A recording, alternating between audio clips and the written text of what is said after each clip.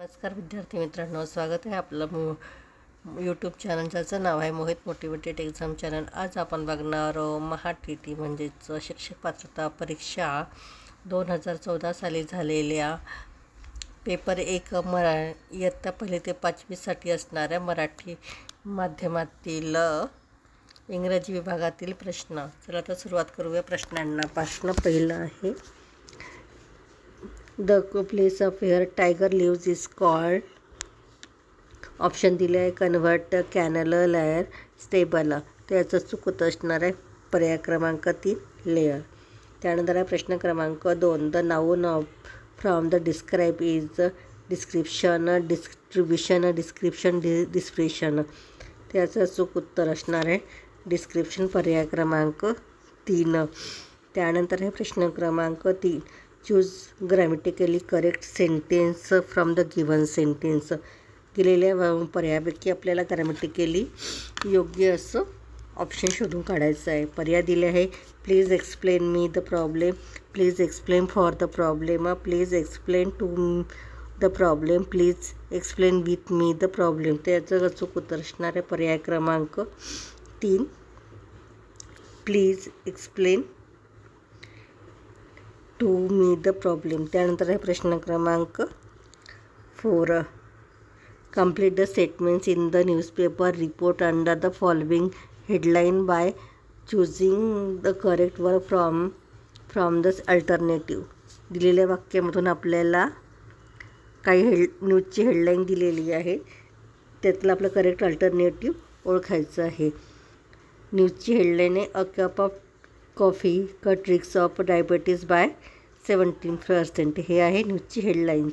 वाक्य दिलं आहे alternative, and American study has shown that every extra cup of coffee fill in the blanks by 7%। Option दिला आहे, had cut the risk of diabetes, second will soon cut the risk of diabetes, cut the risk of diabetes, fourth आहे cuts the risk of diabetes. त्याचं चूक उत्तर असणार आहे पर्याय क्रमांक 4 cuts the risk of diabetes. त्यानंतर आहे प्रश्न क्रमांक 5, the young one of the horse is called. हॉर्सच्या पिल्याला आपल्याला ओळखायचं काय म्हणतात ते। तर ऑप्शन दिले आहे, फॉन, कोल्ट, कब, पोर्की। त्याचं अचूक उत्तर असणार आहे पर्याय क्रमांक 2 कॉल्ट। त्यानंतर आहे प्रश्न क्रमांक 6, arrange the given part of sentence so from the most completely meaningfully sentence. खाली दिले वाक्यात एक सेंटेन्स दिला आहे आणि त्याच्या खाली काही वाक्य दिले आहे, त्याला जोडून आपल्याला एक अर्थपूर्ण वाक्य बनवायचं आहे। वाक्य दिले आहे, अशोका वॉज सक्सेसफुली। पर्याय वाक्य दिले आहे अजून, by the cruelty and horrors of the war that the renounce it. क्यूमध्ये आहे, ही वॉज अ डिस्कार्ड। आरमध्ये आहे, इन दिस मिलिटरी ऑप्शन। एसमध्ये आहे, and alone among conscious. Option आहे PSQR, सेकंड आहे QPRS, थर्ड आहे PRSQP। त्यानंतर आहे फोर्थ ऑप्शन आहे SQPR। त्याचं चूक उत्तर असणार आहे RSPQ। त्यानंतर आहे प्रश्न क्रमांक 7, the cry of the owls is called. घुबडाच्या ओरडण्याला काय म्हणतात हे आपल्याला शोधून काढायचं आहे। पर्याय दिले आहे, हुट, क्रॉक, ग्रंट आणि स्क्रीम। त्याचं चूक उत्तर असणार आहे पर्याय क्रमांक 1 हुड। त्यानंतर आहे प्रश्न क्रमांक 8,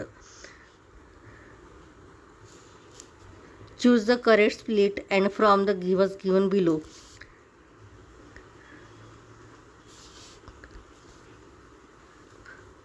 ऑप्शन दिलं आहे, हिप्रोक्रॅन, हायप्रोक्रोपिस, हिप्रोक्रोसी, हायप्रोक्रोसी। त्याचं उत्तर असणार आहे पर्याय क्रमांक 2 हायप्रोसिस। त्याने प्रश्न क्रमांक 9, name the part of speech the given sentence in underline.